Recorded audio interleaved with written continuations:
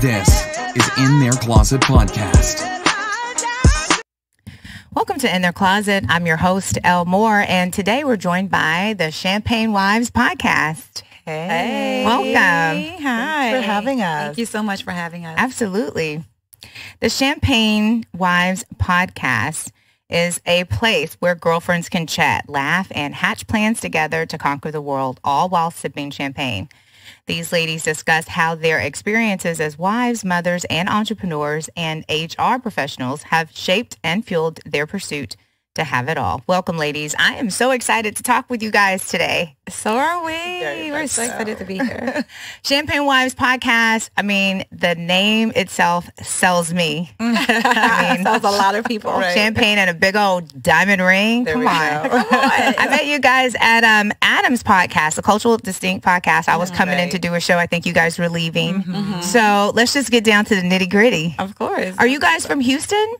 No. So I am originally from the New Orleans area. Okay. And I know Adam because he and I went to Southern University together. Okay. And so Adam is just like family. And when she and I kind of went on this mission to start a podcast, he was the first person that I reached out to. And so he was so instrumental in like getting us started. He is the one who gave us that name. He was like, y'all need to call yourselves the Champagne Wives. Yeah. Knowing me and knowing our personality. Right. So yeah, he's family. Okay. Yeah, and I'm not from Houston either. I'm actually from Connecticut. So born in Queens, New York, raised in Connecticut, and have moved to Charlotte. And then now here in Houston, I've been here for about 12 years. So did either one of you have like a radio history background or communications background, or what got you into podcasting? I know the story, but we're going to tell it. Right. Yes. Let's tell it. So neither of us have a background in radio or broadcasting or anything like that. But tell the story, Kels. Do you want to tell the story? Yes, tell the story. Okay, so no, my background, I actually have my bachelor's degree is in marketing, and then my master's is in human resources management. Well, actually business. So I have an MBA with a concentration in HR. Come on, MBA. With HR. Love to see it. Black MBAs. We love it. Yes, we do. You're tripping me up. You know I already did that on the air. Stop it. Okay, Anyway, so I have an MBA with a concentration in human resource management.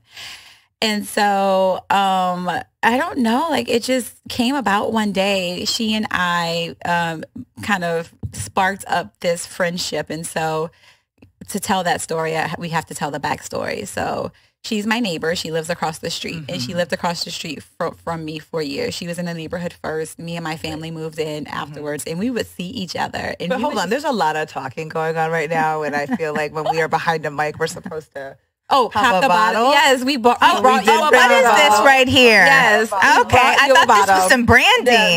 No, it's not branding. Not yet, child. Goals. We are going to actually pop this? We're going to pop the bottle. It would be the Champagne Wives podcast. With our quality bottle of champagne. I love the Champagne Wives podcast already. I will get going and you get that story. Yes, it's Moet. While Nicole gets the bottle open and popped. So we lived across the street from each other for years, and we would do like the church wave. You know how when you walk in the church, and like, are you late? And you just, trying to put up the two fingers so you don't disturb people, but you're trying to speak to your people. So we would do that for years, and then COVID happened, and she had a parade. They were doing, for people's birthdays, they would do like outdoor parades. Yeah, my line sisters. She's a part of a sorority. Okay. And so her line sisters came through and did the parade, and my daughter, she was like, "Mommy, let's go outside and see what they're doing." She had cabin fever. And I was just like, no, because see me, I'm chill. Right. Got to be careful. Not even that. Like, I don't even like associate with people back then. Right. I'm much more extroverted now. Back then, I was just like, I don't know her. Like, no, we'll just peek through the blinds. Exactly. We'll peek through the blinds. I'll say hi on my way out, but that's about it. So, to oblige my daughter. And I was just like, okay, let's just go see. So we go outside, and of course, they're doing their thing. And, that was a good one. That sounds amazing. That was perfect. Every episode, that's the sound. That's the sound. And it's not a sound effect. It's the real thing. That's the real thing. You did that perfectly. I don't know how we drink every episode. We really need to reconsider this. We need and this is why we work out 4 days a week. We have to. There's no other option. There's no other option. So anyway, not to make a long story short, went outside and, said hi and said, after your friends leave, your line sisters leave, let's do a toast. I'm going to bring out some tequila. Do you like tequila? She was like, absolutely. I was like, okay, and I got the best tequila for you. So went back inside, like promised. Her line sisters left, came outside with my tequila. She, myself, and I think my husband did a shot together.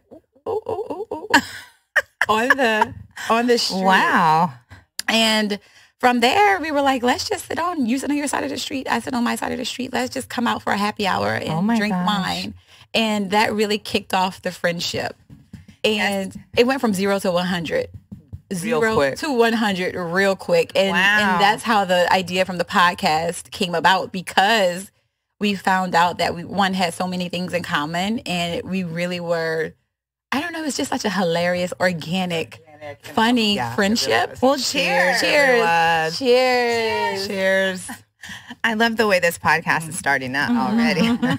We play no games. Literally the only Champagne is my favorite. Mine too. And you know what? They have a lot of fancy champagnes, but I'm not going to lie. Moet is one of my favorites. Probably my top 5. Yeah, for sure. Moet, same. definitely. Yeah. Veuve for is, real. woo.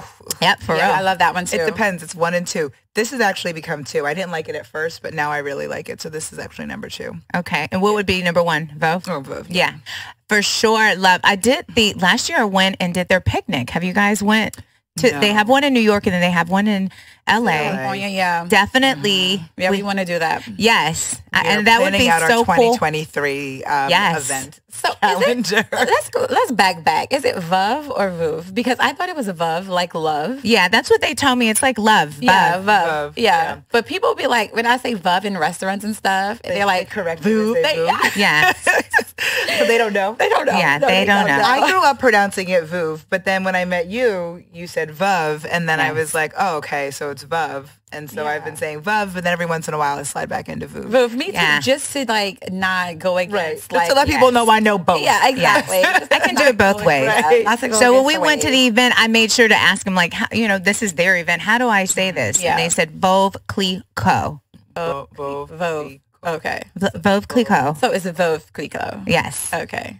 So because it looks like click quack or something like that. I know the Clicquot, but I just don't know Veuve. Yes. Silent Q. So now y'all know how to pronounce the Veuve. Yes, do. Do you though? Because people pronounce it all kind of way. I have somebody who knows I like champagne. She called it the click clap. The click clap. And I know exactly what she's talking about. As long as we are toasting champagne, we know what you're talking about. As long as we got the coin to buy it and we're toasting, it doesn't matter, right? Right. Exactly. Call it what you want. All I love. Right. Call it what you want. So yeah, like this, honestly, this is a very unique and organic pairing, because neighbors naturally become close just because, lives start to mesh because kids' schedules start to mesh. But in the short amount of time, because we've only really been friends for like 2 years, but I've said to her, I was like, try doing life without me. Wow. She threatened me. She's like, try bitch. You stuck for life. You guys started yes, absolutely. Okay. All right. You guys started a whole business together. That's how close you are. Yeah. Yeah. A podcast discussing all kinds of topics. Yeah. Oh, yeah. Kind of getting to know each other at the same time while doing it. Oh, yeah. Absolutely. So have you guys run We definitely into have topics where you're like, I didn't know you felt like that? All the time. Okay, all good. the time. Yeah. We have very differing approaches and opinions on a lot of things in life, and that's the beauty of it. We meet each other where the other person is, and I don't try to bring her over to my side. She doesn't try to bring me over to her side. I'm more of an extrovert. I am more of a gregarious, high energy individual. You're more of an introvert, but More you're reserved. more reserved, but you're coming to the other side, child. You're definitely coming out of your, She is. from peeking from behind the blind. Oh, definitely. Toasting champagne on a Friday afternoon. You're doing good, girl. Look, I'm trying to keep up with Nicole. And like, it's literally. And it's funny because I'm a little older than her, but not by much. Don't try and play me. But It's never. Not you, You're but gorgeous. the audience. Okay. the audience. Yes, because I'm older than both of us. Don't play any of us here. And we look amazing. Yes. 40 where? So, a little older than her, but, I always do feel that I learned so much from her. And this friendship, we we've talked about it extensively, but this friendship has just been such a pivotal and important friendship for me to have. And I've learned so much about myself through her and through this friendship. And then obviously through the conversations that we're having. And no, we don't agree on a lot of things. Oh, we fight. We fight. Oh, I love it. We fight. I want to dive into some of the topics later that I've listened to on your podcast. We're definitely going to get into some of that. But I want to ask you, with the way that you guys came together, who manifested this? Because somebody thought about this. Oh yeah, we didn't get to that part of the story. We didn't. So we're going to get to it now. I'm lying in the bed. I'm just chilling, lying in the bed. And I am on the sofa. Yeah, and I'm watching reality TV picked up. smut in my bedroom, and I get a text, baby, we should do a podcast. We should start a podcast, from Kelly. And I said, okay. It was that simple. It was that simple. And then literally within like a week, we were at the Culturally Distinct studio, promoting it, talking about it, and then we're literally yin and yang. So I am like the thinker. I will think and overthink, and she is the executioner. Yeah, I'm the she doer. Will do. So I will come out with an idea.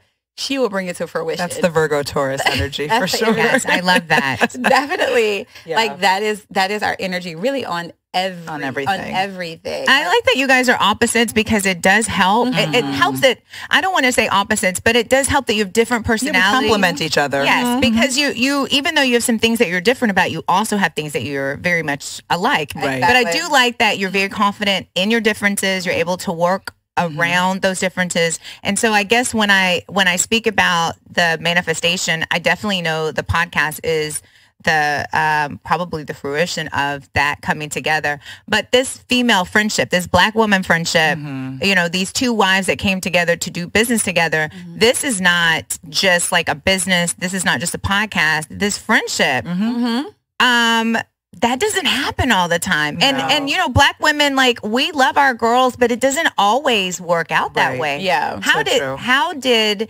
you both have the mindset to say, we could be friends? Like, was that something that was missing? Was that something that just kind of worked its way? Because I am an introvert, like you, I'm an extrovert introvert is what they tell me. Yeah. But I love socializing with women. I don't like everybody to be my friend. Yeah. And it takes a while for me to hang out with someone and say, we could be friends. Yeah. Whereas you guys kind of had a nice drink, had been observing for a little while. Yeah. And then when it finally came together, you said, like, this could be something serious. Yeah, very much so. But, and we honestly, we had no choice. Like, we were locked up in the pandemic. So true. The fact that you lived across the street and I got along with you and we had similar interests and we laughed a lot. And in our first conversation, we said, we'll just meet for an hour. You'll be on your side of the street. I'll be on my side of the street. Bring your yard chairs. It just dawned on me. That's why y'all are saying we're going to stay on our side of the street. Because we're still quarantined. Right. Exactly. Oh my God. So, you know, that 1 hour discussion turned into like a 4 hour getting bitten up by mosquitoes my goodness. conversation. Like, girl, we got to go. Girl, we got to go. Like laughing. And then that turned into, okay, well, why don't you come on over? I have a pool. And so it was, why don't you come on over, bring the kids, they'll swim. And as the summer progressed, we probably saw each other out of the 7 days of the week, like 5 of the 7 days of the week. And our kids would play and get to know each other. And because we knew that we were, it was like we were quarantined together. Right. You know, she was in my bubble. Yeah. So it was like a bubble. Right. Exactly. And so whereas you may have been isolated from other friends and family due to the pandemic, you know, we were right there across the street. And so when everybody else was kind of isolated or in their own bubble, that was our bubble. And so we got along great. Our husbands got along really well, and our children got along really well. So it just the stars lined up for y'all. Yeah, definitely. Because when I was married, I've met friends and wanted to introduce their husband to my husband, and it didn't always work. So then it would be kind of awkward, like you know. Yeah. But when the kids play well, the kids play better than the adults. Are they like around the same age? My daughter's a year younger than her daughter. Yep, a year younger. My son is a year younger. Kai is 7, yeah. 2 years younger. That is so crazy. So my kids are older, but it's kind of like big sister, little sister, big So brother, there are little big brother. things in store for you guys because this isn't a happenstance. Everything happens for a reason. on it, please. Yes. Speak on So, your mouth. put it in the edit. Honestly, that's the energy, That obviously. And we have a manifestation in, when we first Document. started this, a whole manifestation document when we started, like, look, these are the things that we're going to put on paper. I love it. These are the things that we want to accomplish. And these are these are just like how we're going to operate moving forward, right? If all the things that we want to come to fruition, then these are the pacts that we're going to make with each other. Yes. So that, like, when those things do happen, the relationship stays intact, because I think that's the most important thing. Yeah, definitely the most important thing. And so, we've only been, I don't even know, has it been a year yet since we've been doing this? No, so we launched in like late November, early December. Yeah. And I mean, we've just been getting so many just hits. I mean, even being here with you, like when we first saw you, Yes. We were like, oh, we should meet up. We should get together, And that was just like just to connect so we could learn, right? Exactly. And now here we are behind the mic. Here we are, on your podcast. All the things that we're like have been manifesting and talking about are, slowly starting to happen. And it's such an exciting ride. It's so exciting. It really is. And we have moments where we look at each other and we're like, bitch, what are we doing? Why are we doing this? Why are we doing Are we this? serious right now? Like these are the job that pays us really wants us to do our jobs they're today. suffering. The job that pays us for suffering. Right. This is the passion right here. But exactly. Yes. This is the passion. This is such a passion project. And this is the work for me personally. Yes. And I know I can speak for you on this.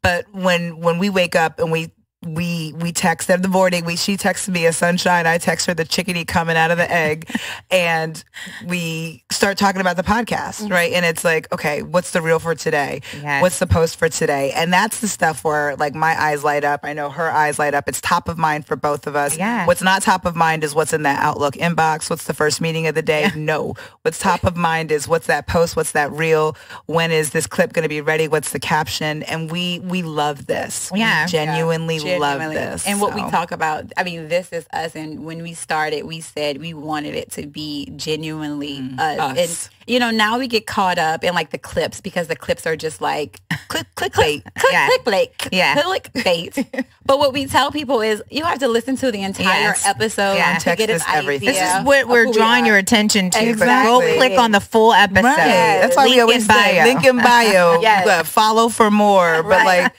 that's the truth of it, is that like you gotta get the interest, you gotta capture the audience really quickly, but you hope that translates into listens, that translates into downloads, and translates into opportunities like this. So Instagram is now monetizing Reels. So we're pushing Reels a lot. But have you guys seen success through any particular social platform for the podcasting? In terms of monetization? Well, not necessarily monetization, but growing the podcast. Yes. She's our social manager. It sounds like social it. media manager. She is. Like, I'm gonna step back in my lane. Like, this is her lane all day. It's social media is such an interesting just beast. Yeah. Because it's a necessary evil. Yes. You, as we said earlier, you have to make sure that you are putting the information out there that's going to attract the audience. And right now, what the audience wants to hear and see is, salacious shit. Yes. It's not necessarily the stuff around substance. They want to see drama. They want chaos. Yeah. And that's hard. They want to be mad. They want to be mad. They want mess. They want mess. Yes. That's a perfect way to say it. And so we have moments of mess. Yeah. Right? We have moments of mess. You messy. Right. So messy. So messy. And so that does work. And we have a segment on our podcast called What's Poppin', where we just talk about the mess. Yeah. And it's a fun part of our podcast. Yeah. But it's not the entire podcast. Yeah. So when you look at our Instagram feed, you'll see reels that absolutely capture the dynamic that is, I think, really unique around our What's Poppin', and the comedic just perspective that we all have to what's going on. Different personalities and different perspectives about what's happening. So, exactly. But we also take about 30 minutes of our podcast to talk about very relatable topics to women who are wearing many hats, who are wanting to figure out how to be successful at wearing all those hats and not lose their sense of self and still maintain a level of authenticity while doing it. And that I think is where our true passion lies. It's in having those conversations that allow us to inspire women, empower women. And by no means do we have it all figured out, child. We are still learning and figuring it out as we go. But like, that's where our true passion lies, is having those conversations and hopefully having an impact on one listener. Exactly. And that's what I told her. I was like, look, we're not on the podcast talking about stuff that we don't know. Yeah. We're talking about our experience. Yeah. Okay, so let's talk about some of the topics that you guys dive into, because you did say you studied HR, management, marketing. Let's talk about some of the things as an entrepreneur that you guys are familiar with. Yeah. So like Kelly, I'm in HR as well. And been doing it for a long time. And HR is everywhere. Any type of vital business. You need HR. And that's the reason why I went into the field in the first place. And then, you know, when I was in grad school, I was like, okay, I am majoring I'm getting my master's in business, but I took a HR management class, and I was just like, oh, I like this. And what drew me to it even more is the fact that I would be able to help people that look like me, because I know for me, coming out of college, it's very difficult to get a job, let alone a decent paying job. Pre-George Floyd, though, because now, listen, if you black, you brown, you person of color, and you want to get into corporate America. But it's still important to have like somebody that is it better now in the room and has to sit at the table. It's easier because of all of the efforts around diversity, equity, and left inclusion. corporate America after the pandemic. Yeah, I didn't after 2021. I didn't go back. So I'm glad to hear that corporate America is now more in tune with hiring. Yeah, definitely. I mean, I have had the pleasure of working for multiple large companies, and I've always been in a position where even pre-George Floyd, diversity was a part of the conversation. It was of importance. Right. That always stopped at a certain level. I think that the conversation has been more concentrated, and there have been more actionable items and things that have happened towards addressing diversity, equity, and inclusion. And so I see the trend and how it has turned, but I've always been at a company, thankfully, a very liberal and open companies that have invested money and resources into DE&I. And so that's how I got into it in college, basically. I love that you guys are the faces if someone has, so for me, for instance, I worked in oil and gas for a little while, for about 10 years. And there was a point, I worked for executives, and sometimes I'd come in and they'd say, Lisa, can you go get me some coffee? And these are good old boys. That's how they talk. Lisa, what kind of shoes? Don't ever wear flats again. You look better in 5-inch heels. Oh, no. These were the conversations. So I remember, just kind of, I remember kind of joking and explaining that to my partner. And he says, you're being sexually harassed. You need to go talk to HR. And I was like so nervous. And I remember talking to them, and they're just like, oh, they're just joking. They don't. But when there was a black girl there, I was talking to her, and she says, come see me on Monday. I talked to her about it at the Christmas party. We're drinking and come see me on Monday. We're going to do something about this. It's different when, because we don't walk around. The cultures make a difference. And having a familiar face, or having someone from your culture knowing that's unacceptable. Whereas a white person or a person of a different nationality might be, it's just, it's different. That's just Toby being Toby. Well, that's a problem. Toby's a problem. I could come to HR and say something to you that would make perfect sense to you from my perspective, and you would completely identify with it, as opposed to me talking to someone before and not having any identification and them not understanding. I'm sorry. Okay. And also the flip side of that is also being able to speak up for other African American, particularly, minorities, of course, but specifically African American, because a lot of times our culture, the way we speak, the way we react to situations and handle things is misconstrued. And so having a seat at the table to be able to provide a different perspective on what the masses may be thinking or talking about is very pivotal, and it's very important, because if there's not someone there who can relate to what's going on, or who can identify with what's going on, you're at a disadvantage. Right. And so I love that aspect of it too. And then that's the flip side of what you were saying. Yeah, and also you need a voice in the room when you're not able to be in the room, especially if you're early on in your career, and having the ability to connect with a familiar face. And even if it's just like, hey, Nicole, I want to get on your calendar for 15 minutes just so that you and I can have a conversation and I know who you are, right? And then when we get into a room and they're talking about, oh, promotional opportunities or pay increases, I can now be an advocate for you and a voice for you. And to your point, Kelly, you know, if there are things, well, maybe she talks like this, or sometimes, you know, she just looks like she can't be bothered. She doesn't have a sense of urgency, and just all the things, all the corporate things. Yes, we can contextualize that. Yes, we can contextualize that, and that tends to go very far. It does. I was in oil and gas for 10 years as well, and while the money was long and the checks were big, there were a lot of times where I was like, money long? Yeah. Like, this just does not feel like this is where I need to be. After a while, it didn't feel healthy. I made a lot of money. I worked there for a long time. And then I finally said, I'm gonna start working for myself. I became an event planner in Vegas. But because of the field that you guys are in, does that have anything to do with the communication, the way you talk on the podcast? Yes, it does for me. It does for me. And I'll say this. Me too, though, because there's an HR language that is kind of roundabout that we have to talk in like every day. Yes. And so I do feel like I speak in a very roundabout way and not as direct as maybe I would behind closed doors. Yeah. And me, when I am having these conversations, I feel the need to not necessarily be as censored. And so, yes, I do have buyer's remorse sometimes after the recording. And I'm like, shit, should I have said that? But do you guys do it live or do you go back and make edits? We don't make edits. Oh my God. One take, child. Oh my gosh. But you know, sometimes, you know, the champagne doesn't help. But we're not saying anything about our company. Yeah, we don't mention. We always say, like, you know, we work for large Fortune 100 or Fortune 50 companies. Okay. So I mean, unless you're trying to hunt me down on LinkedIn, you're not going to know where I work. But yes, that's a good point. I didn't even think about that. Oh, and you can't go private on LinkedIn, right? So maybe I'll delete that. Not yet. Okay, not yet. But yes, eventually, that's the goal.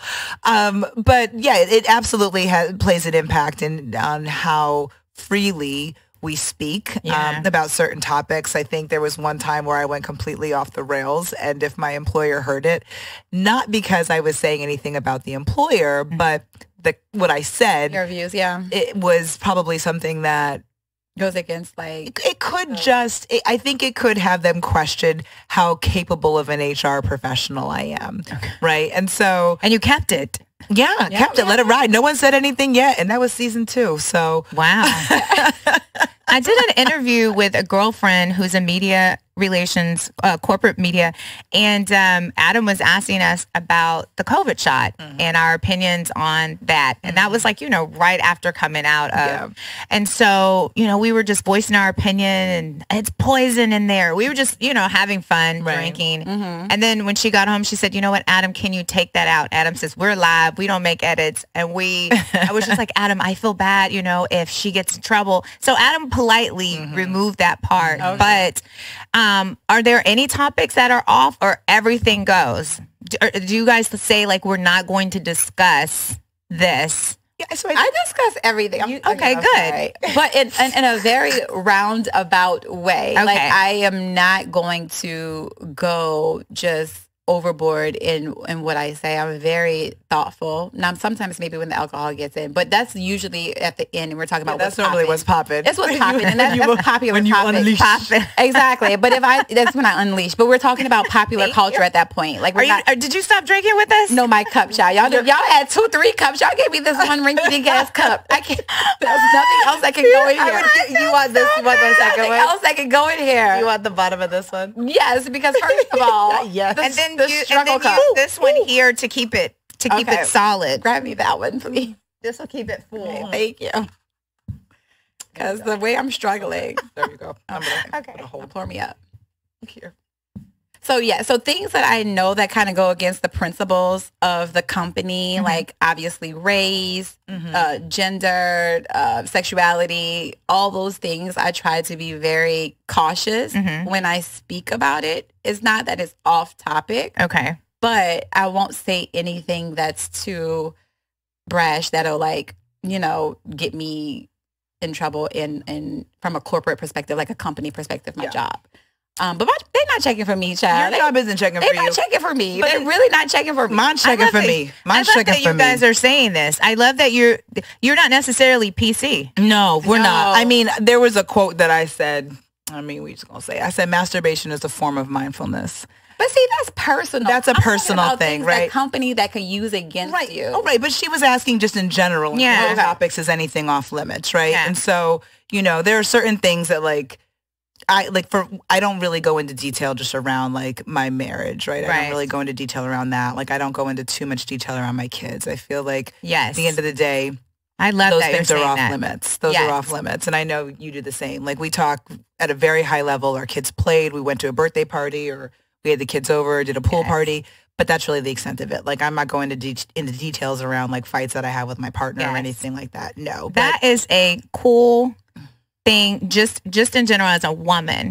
So I have guests that come on my show and I interview guests and the show's called In Their Closet. So I like for people to share what their thoughts are, their deep, dark, bring them out.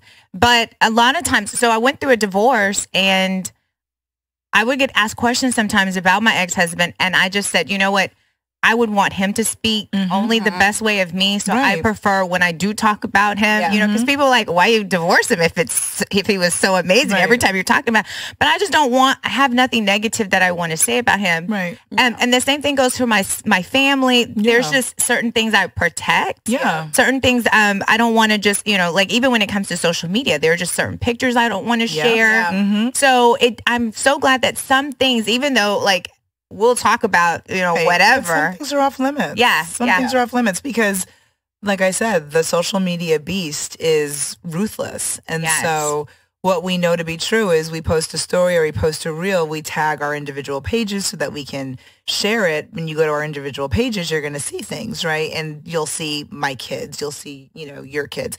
Since we started this podcast, I've been really intentional to not post my kids as much, just because, again, I don't want them being subjected to anything nasty that social media at times can I guess, introduce. And I just know me, like, come from my family, like, all bets off, gloves off.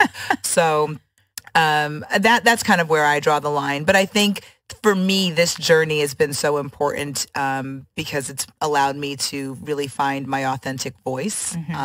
And biting my tongue doesn't allow me to be as authentic as I want to be and feel like I need to be for this. And when you have a microphone in front of you, it's our job. It's our gift to talk. Yeah. And if we're critiquing and watching our words, we can't be our authentic selves. And that's what I was just going to say. I think we talk about our experiences, right? And we're authentic about that. But we're just not like, oh, girl, my husband did X, Y, and Z, A, B, C, D.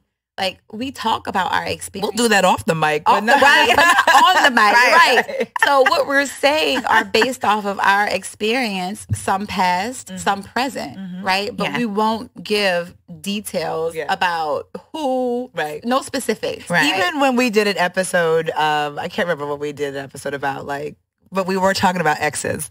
And, like, I obviously was not going to name exes, but I, like, referred to one as the St. Lucian and the other as Mr. New York, right? So like we just, we just, it's important to protect those that are in your life. That exactly. Is this those from your past a girlfriend or your thing? present. Because my girlfriends and I, when we're talking about guys, it is. We have names like Coke bottle, Mr. Pibb, oh yes, Mr. Clean, oh yes, all of it, yes, Range Rover. We have definitely names. We don't walk around being like Michael said. I don't know people's names, child. Yeah, I know emojis and nicknames. Right. I think it allows you to like kind of say what you want without putting that person or putting other people in your business too much. Yeah. Oh, this is so and that you can meet him and never know it. And 9 times out of 10, the like whatever the nickname is, it's a good thing, right? Yeah. So you like whatever it could be. It could be like eyes, right? And Yeah. you see that person, oh, wow, yeah, no, I get the nickname. Yeah. Or they got a cockeye, you get the nickname. I hope you're not talking to nobody. Or my friend would be talking to somebody with a cockeyed chest. Right. No. No. So I have seen some of the salacious clips that you guys have shared. Oh, my God. So I want to talk about a few of them. Okay. And the first one I want to start with, because it's a really good topic, and I think that we can delve into it a little. Kim Kardashian. Kim talked about, women working hard, and that comment went viral. And you guys had a guest, I believe, on when you guys were talking about that.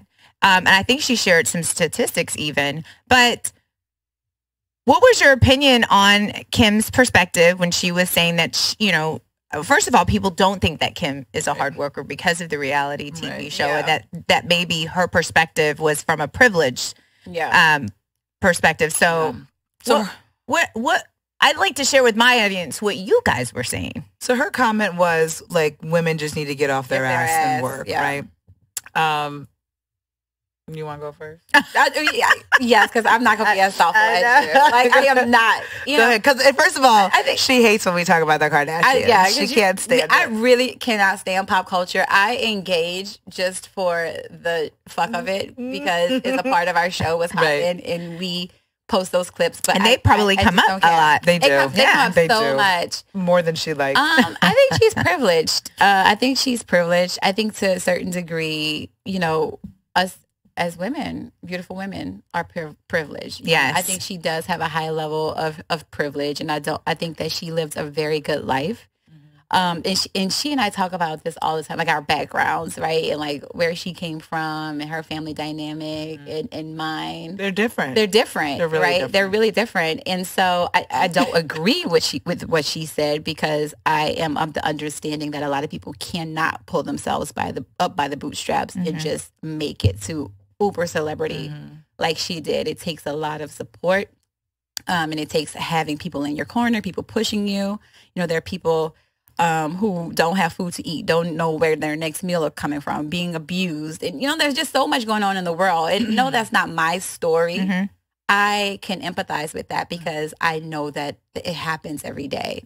And so I think it was stupid. I think it was out of touch. Again, I don't like talking about them at all. But on the flip side of that, I think that, getting what you want out of life does take a certain degree of hard work. Yes. And even though I did have all of the things growing up, I still had to work for everything that I have. Right.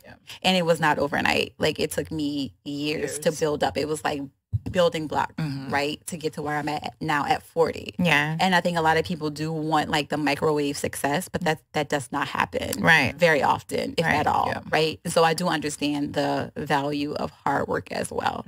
And that's my 2 cents on that. It's very humbling doing a lot, getting your podcast out, making interviews, going into the studio, recording, putting makeup on, being present. Oh my God. Wow, the makeup, And the then- fashions, the makeup. The makeup, all of it. And then presenting your podcast and you get 20 views, 100 views. But that's a part of, you got to get one of you before you get 1,000. Exactly. Before you get 100,000. Yeah. Yes. So it is a humbling experience. It's very humbling. We started at like family members and friends at 5. Really, like, we literally, did. like, We did. And we were like, do you remember like when we had like 2 or 3 people watching our story? And we were just so excited. And we were just so excited. And so, yes, it is humbling, but we grind our asses off because not only do we have like 9 to 5s, we work, and we're moms. We're moms. Like, And we're active wives. moms, wives. Yeah. Business owners. We tap into that. Yeah. So there's so many layers to our lives. And, doing what we do to put on this podcast is not easy. Like you said, the makeup, the hair, the outfits, the editing. Funding the studio. All That of the plays stuff on into- social media. That's a whole line item. That's a lot. That plays into that comment about Kim. I'm going to circle back, but let's hear you, Nicole. So, my opinion is a little bit different.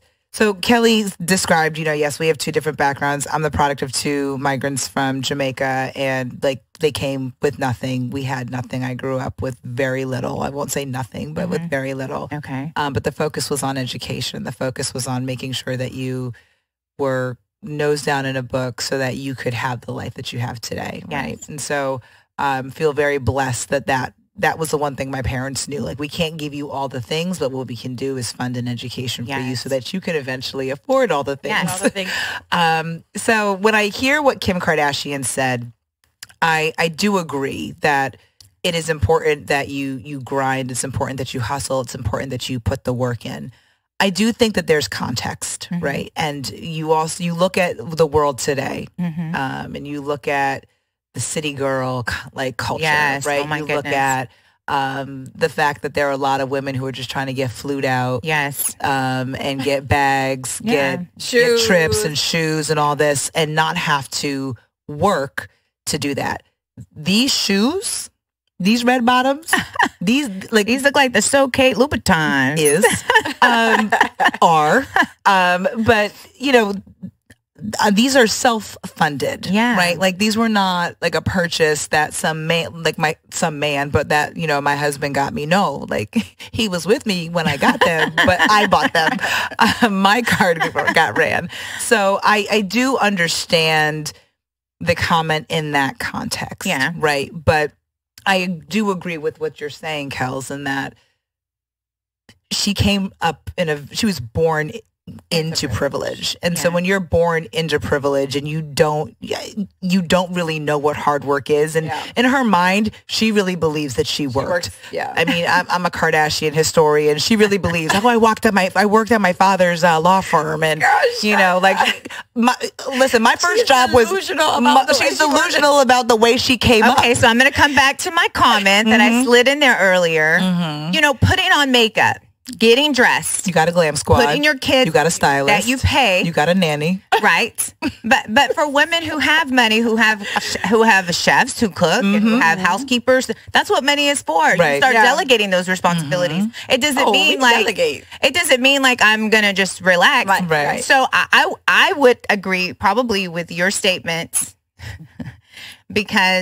or I would probably be on your side of the couch, but maybe even a little further away, because I do feel like the Kardashians work. I've seen some of the exercise that they do in the gym. Oh, girl. No. Don't stop. We have a whole joke with our trainer about this. The piss poor movements. With those 5-pound weights. No, there is a wheelbarrow. One time I saw Chloe doing it. It's a single wheel and 2 handles on it. And she would roll on it from her knees on her abs and roll back up. I was like, okay, if Chloe can do it, I can do it surely. I hurt something trying to, like, they're actually in there exercising. Now, did they pay for their bodies? Absolutely. What's her name? Karen who? No pain, no gain. You got to maintain. You got to maintain those bodies. But just because you go and pay for your body doesn't mean that you don't have to go to the gym. Oh, absolutely. Because if you're doing a model photo shoot for Vogue, does that mean getting up at 5 o'clock in the morning is not hard work? Sitting there and letting people do your makeup. You've got to show up on time. The reason why I fully agree with Kim when she was making that statement is, when I started this podcast, I started it with the intention of 3 other girlfriends working with me. They were constantly like, oh, I have to do this. I have to do this. It was so hard for me to get 4 women together at the same time with the same goal. And even since then, just working with, I've noticed my work ethic is, I want it really bad. My work ethic is a little bit different from other people's, where I don't fault them, but I do understand why some things come to me. I'm not afraid to go late or come in early. I'm not afraid to, do certain things. Now, is someone doing my makeup? Is someone paying, is someone doing my hair? If I come and do something, are those things being taken care of for me? Yes, but I work really hard to even get there. And I'm a certain kind of person where I'm not going to pay for likes. I'm not going to pay for follows. So I'm working really hard to grow so you'll see me in a picture with a rapper. You'll see me in a picture with, am I getting special favors for that? No. But if you're on the outside looking in, you probably could have a perception of who you think I am. You could have an understanding of maybe I paid for body parts. So when I'm riding a bike in the park, I'm really not working out as hard because, I pay for this body. I work really hard for this body.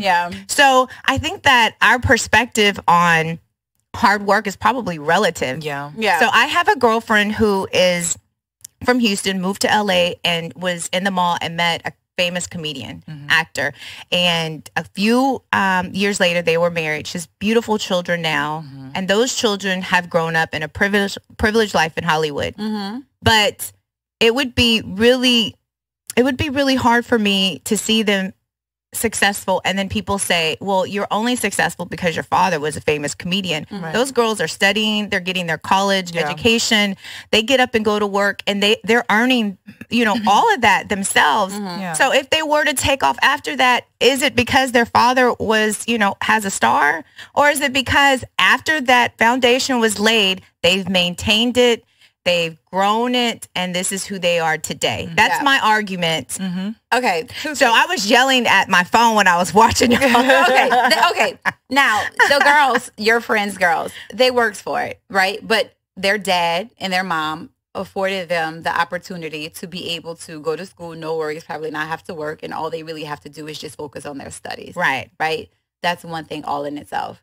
Kim Kardashian, I am not saying that she does not work hard. Like, literally, the photo shoots that even we have to do with our camera phones are a lot. The ring light. It's a lot for me. Like, I get it. It's a lot. But there's something to be said about growing up with privilege and to be able to be in a position where people are able to put you on. And that's not even just for like the uber rich. That's just, that's for hell, even my life. It's about who you know. My mama always said that. It's about who you know. Right. So if you grow up in Come on, Louisiana. I heard that. You heard that? It came out. It came out. It's who you know. It's who you know at the end of the day. And so if you grow up with, from day one, in a life of luxury, privilege, opportunity. You're a historian. You saw all of her friends, whoever she was around from the very early age, I think it helped. I didn't say that she didn't work hard. I think the comment that she made was out of touch because she doesn't have the experience of a lot of women in America. A lot of women don't have the opportunity to grow up privileged or have the opportunity for someone to support them. Or just don't have access to the opportunities because when you tend to be privileged and wealthy, there's just more opportunity that's available for you to choose from. Exactly. It seems like that. But we heard R. Kelly's daughter say there are jobs that she's not getting because of who her father is. She's not able to sing. The doors are closing. So I was listening to The Breakfast Club and they said when she started off singing, they wouldn't give her those jobs because her dad is R. Kelly and that would be helping her, giving her a silver spoon. Now that her dad's in all this trouble and it's come to light, she can't get the job because of who he is. When does privilege work and when does it not work? And when do we get to say you're privileged and it's okay or it's not okay? Well, first of all, we're talking about white and black. No, there's a difference there. There is. Like white Kardashian, black Kardashian, black R. Robert Kelly. Well, I can give you more examples. But continue. Give me some affluent black people, girl. That children. Okay, Magic Johnson and his children. Yeah. Right. So I'm not gonna say that they don't work. I'm sure EJ works very hard at whatever life he's trying to curate for himself. And his daughter Elijah has her sunglass line. She's really cute. But all that stems from the privilege that they grew up with having Magic Johnson as their dad. But it would be hard for you to have the privilege and not assist your children because you have this addition. Right. You're supposed to. White people do it every day. Right. So what's wrong when your parents have gone before you and can give you the proper skills so that you can be just as successful? What's wrong is when you have a warped mindset to say people who are not successful don't work hard. That's the problem. Is that what she said, though? I don't think she said that. I listened to the full comment. What did she say? Get off your ass. She said, pull yourself up. She told you to get up and work hard. But you know what? I want the girls that I hang out with to get up and get out and work hard. Like, I'm tired of doing this by myself. Yeah. Or you got to cancel the podcast. Well, this is paid for. Like, am I going to get some money back from you? Well, I don't feel like doing it. It's raining today. I want to stay home. Yeah. We've already committed to the PR. Yeah. We've already, we have events that we're going to. They've counted us. We can't not show up to their red carpet because, we don't feel like getting gas and stopping. That's valid. And your experience is valid. Yeah, right. No, that experience I don't want to pump gas in the rain. Yeah, I'm not here to negate that because for all intents and purposes, like we vibe off of that's not my story. Right. Yeah. So your story is very valid. So I can see why you may I was so passionate about it. Yeah, I can see why you may feel the way you do, because if I were in that situation, I would probably feel the same way. Yeah. But that's not my story. So I'm looking at it from a little bit of a different perspective. Nicole? I mean, I think at the end of the day, the comment was insensitive, and I think she needed to contextualize it. Mm-hmm. And I believe that but it was salacious because it was a part of a full interview, and they only cut that part. But right, they knew what they were doing. Just like with the reel that we had, where I said, "What can we do with $100,000?" The whole world fell into that salacious comment. Of course, well, I wish the whole world fell into that salacious comment that I made, but a lot of folks did on the internet fall into that salacious comment or question around what is $100,000 going to do for you and I if you are trying to be a high value man. So what I do know is that context is key. Yes. And to your point, there were probably 92 minutes worth of, commentary. And then that one little moment, that clickbait moment, is what set everybody off. Got posted and set it off. And I think that I'll say this, of all the Kardashians, I ride hard for Khloe. But really, but I ride hard for Khloe because I feel bad for her. But I probably relate. Because you feel sorry. I do feel sorry for her. I feel sorry for Khloe, but I do based on what they allow us to see, because it's a very curated machine. Yeah. And this one strikes me as odd that this one was able to get out, right? Because the Kardashians curate and manage everything that's released around them. Yeah. And the fact that this got out and there's so much spin, it's shocking. What came out of that, though? Like, was there like a line or a launch? It was all the sisters being interviewed and the mom. But was there like a product launch? They were doing the show. They were promoting the show. The show who was it? Was it Vogue, Vanity Fair? I don't remember. Some magazine was interviewing them. But I saw that the Fashion Bomb Daily with Claire Summers. She made a beautiful point, and she shared it, and she explained how she was from the islands and from Bahama, and how her parents sent her to Harvard, and how she identified with Kim's point. And Claire was one of the first people that came on my podcast. I manifested that. I read her book, and she really encouraged me from reading her hard work and all the stuff she went through. Yeah. I love it when people are humble enough to say, like, I've gone through these horrible things and this is where I'm at today, so that you don't feel like to be successful, everything just comes so easy. There's a lot of work. And I also think too, the people that are from the islands and like Nigeria, I don't think they have the same perspective as like African Americans. I think the perspectives are a lot different, and they don't understand, I feel like, the plight of like African Americans and just why, we can't just pull ourselves up by the bootstraps and get on with our lives. The systemic racism is a real thing. It's a real thing. And again, not that it touches me or it has ever touched me my entire life. I grew up very privileged. But I also have a deep understanding of the issues in society and have empathy for what other people face. Because, there are other people in my family, you know what I mean? So it's not too far removed from me. I'm blessed to God that my grandparents were who they were and my parents are who they are. And so, but I'm not too far removed from that other experience. And so my perspective is a little bit different.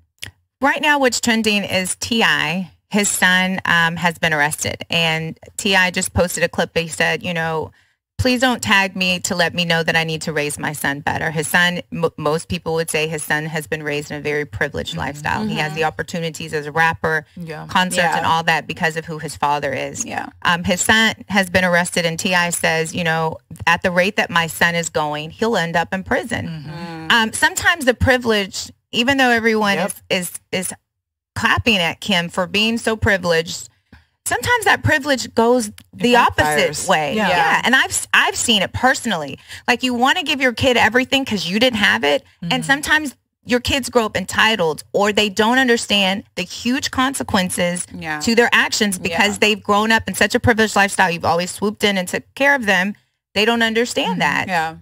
So true. That's something to be said about that. There is. But I also think that, like, in a lot of cases, and probably more so with males, especially within the Black community, there might be a desire to just want to achieve or at least prove that you have a level of credibility. Yeah, right? That, in the like, street cred. street And cred. so I'm wondering if that was the case here, right? Where it's like, He wants to be a rapper. but we know your daddy was a real one, so Right. it still is. So like, look, the apple don't fall that far from the tree, child. So literally live your life. Right. Take that privilege and live your best life. To your point, it could actually It could, backfill, yeah. and you could run the risk of having a child over index, right? Yeah. You feel the need to go so far, and there are unfortunately so many stories of Yeah. celebrity kids, right?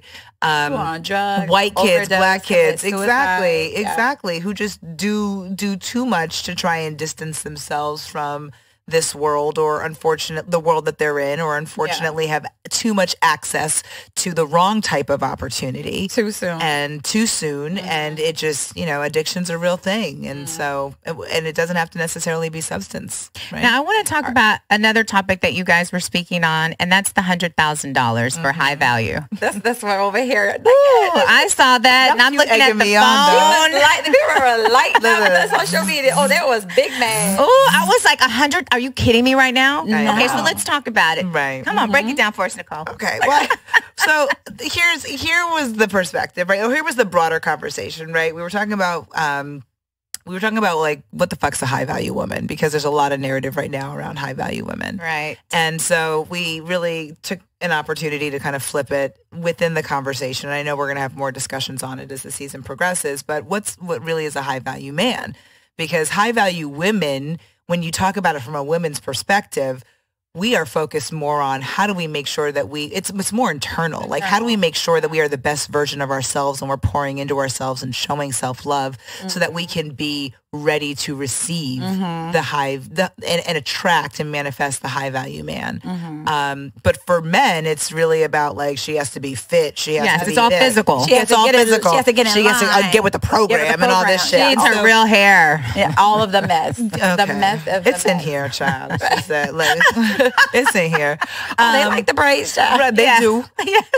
So- We have hair. That's all that matters. Right, right. Yeah, but I I hate hearing black men say that, because as a culture of black women, we love messing with our hair. That's a part of our culture. We So do. to act like we need to have real hair, even Right. if we have long hair, we gonna play with our hair. Right. And it's fun because it's like you literally can take on a different personality. And guess what? A white woman can't do that. I'm still high value. With a wig on. Right. My husband likes my natural hair though. He will not. Exactly. He accepts me with whatever. Like he has no whatever. I mean, he will say like, why you got that shit in your hair? But he prefers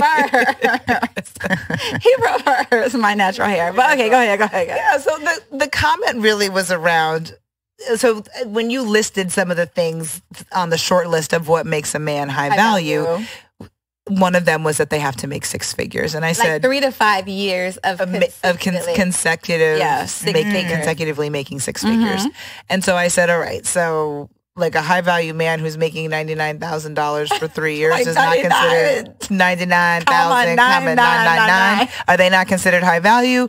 But then, said, all right, so if someone's making, let's just say $100,000 a year, are they considered high value? And I said, I believe, yes, you are considered high value, but if you are trying to live the lifestyle of what a high value man truly is, and trying to attract a partner A high value that is of woman. high value, I'm not sure what $100,000 is actually going to allow you and us to amass. Yes. And so the internet's hated that comment.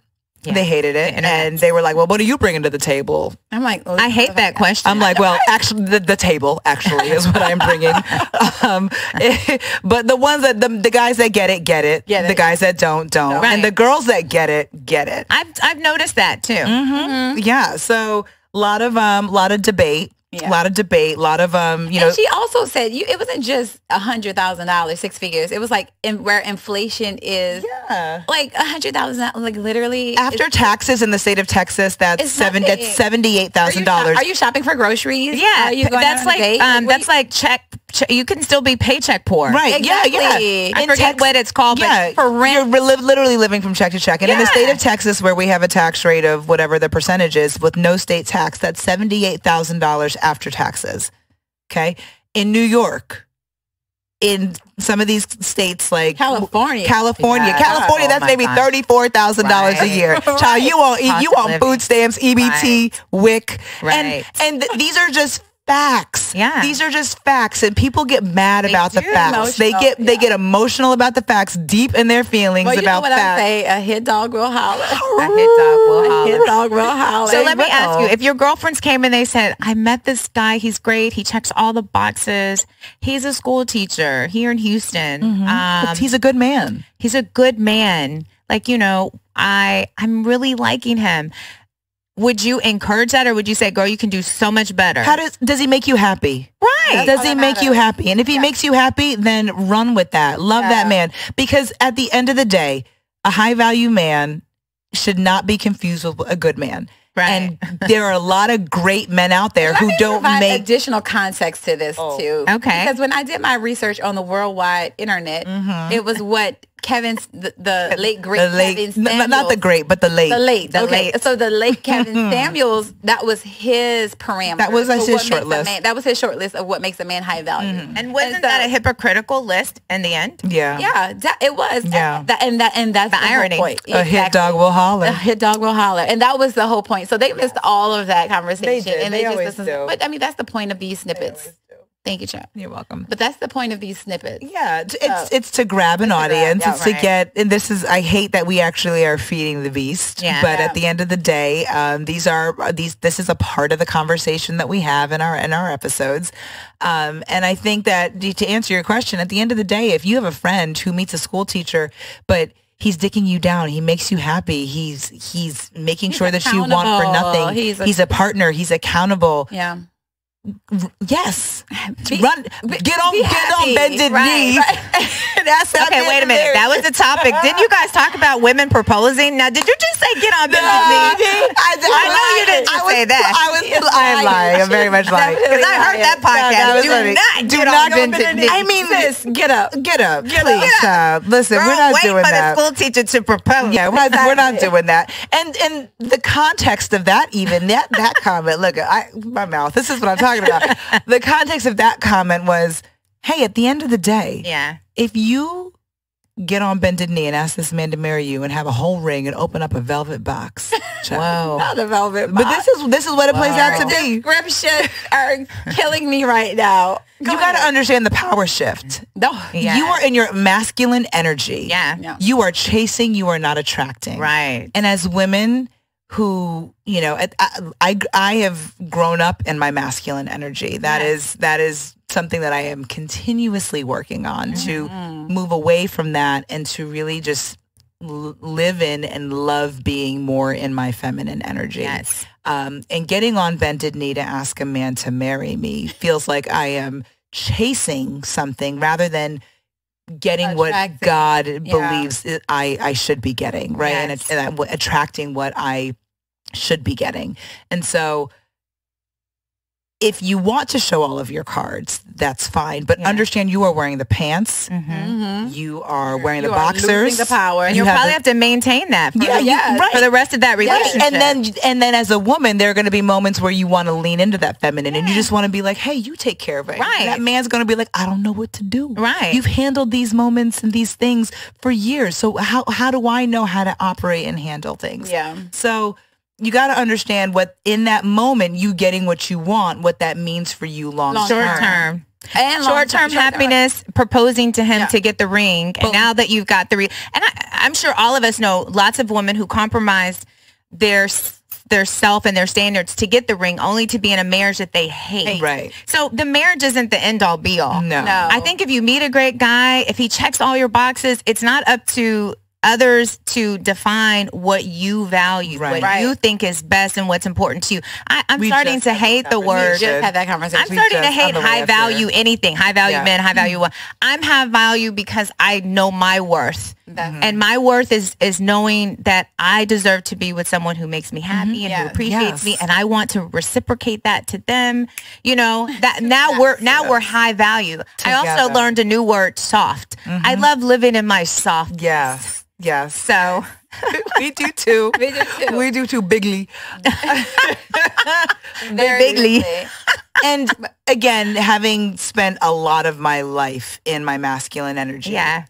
at the tender age of 40 plus 2, I am realizing that the soft life is for me. Yes. Living more in my feminine energy is where I thrive and where opportunity presents itself. The opportunities that I couldn't have even fathomed Absolutely. or like dreamt of when in my masculine energy. Those opportunities are presented when I am attracting versus chasing. Yes. I love that. You guys, we could sit up here and talk could. all Like, day long. We could talk all day long. So I want my audience to remember this is the Champagne Wives podcast, and you guys can follow them and support them. They're here in Houston, Texas. Yes. Hopefully we'll be doing some live podcasts soon. Yes. We can come out and support. Yes. So what can we expect from you guys in the future, and where can we find you?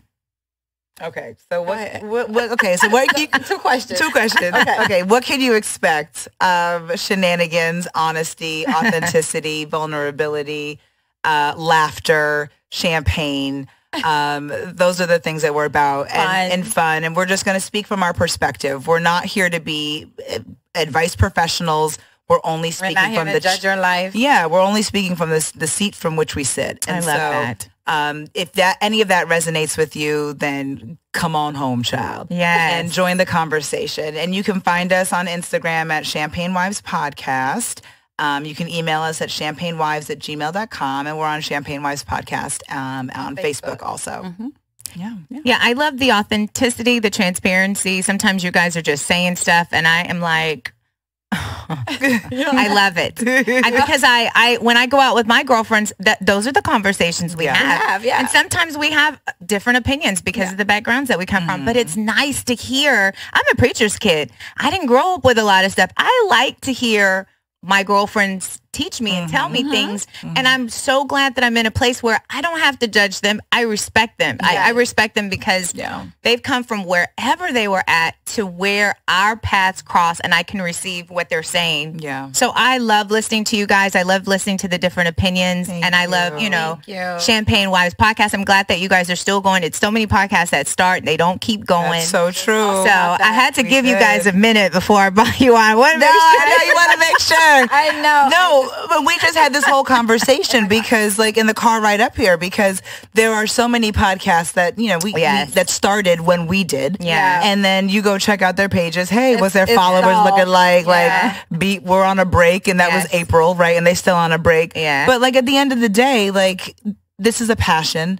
And so we're going to make the investment. We're going to give the time. We're going to put the money that we need to put into it. And we know that this is something that connects with people. That we're supposed to be doing. And we're supposed to be doing and it. And the friendship, I think, is the cherry on top. And that's why I think it is lasting as long as it is, because the friendship we actually like each other. We actually like each other. And that's of utmost importance to us. So we love each other. So are you guys every week, every month? What's I love you too. You don't really ever say I love you. I don't. I mean, you're like love you. I be like love you. I be like, bitch, you're so emotional. She does. I know. I'll say love you and I'll close the door and there's nothing. Or hang up for this. Me out on that. Lisa, I just said I love you. And I'm like, I love you though. You know this. I don't need to say it. Exactly. What do you say? You say what's known doesn't need to be said. Right. That's it. What's understood doesn't need to be explained. That's it. Yeah, That's it. Yeah. So how are the seasons set up? Like every week are we listening? Every month? Or what's going on? Every week. So we drop an episode on Thursdays at 1 p.m. So every Thursday. Now we do take a little break. Okay, because good. We have life that is being lived. Yeah. Good. But we do about like 8 weeks on. 8 weeks on. 4 weeks off. Okay. We're trying to shrink that down to 3, but she won't let me. When I started the podcast, I got some advice from Angela Yee. She said, she went to Wesleyan University. Oh, yeah. My alma mater. Yes. I was trying to do a new podcast every single week. I was trying to get guests to come on. I was getting burnt out. I was spending a lot of money. And seasons just help you take a break, pause, reacclimate your podcast, change topic. So we always take off right after when the holiday starts. We take off during the Thanksgiving holiday, and then we come back the month after in February because my birthday's in January. So we take a nice break and then we take off during the summer. It gives me a chance to recruit, meet people. I don't like to just meet people and bring them on the show. I like to recharge, and your recharge creative and have battery. my passion. So I'm glad that you guys are not trying to burn out with always, content. I'm glad that you guys take a break. Yeah. So we'll know when you take a break, you'll be back. We'll be back. Yeah, we'll be back. We will definitely Yes, be definitely back. And this is our third season. We're about 2 episodes in on our third season, and this is probably the most authentic, the most vulnerable season that we're gonna have. Because everything is just coming together. Yes, Just coming I'm so happy to hear it. Thank you, Kelly and Nicole, for being on our show today. I'm so glad I finally get you on. I know, from a chance meeting in the Culturally Distinct Studios to now being on your couch, and we look forward to the opportunity to having you in one of our seasons. I can't wait. We have a lot to talk about. Yes.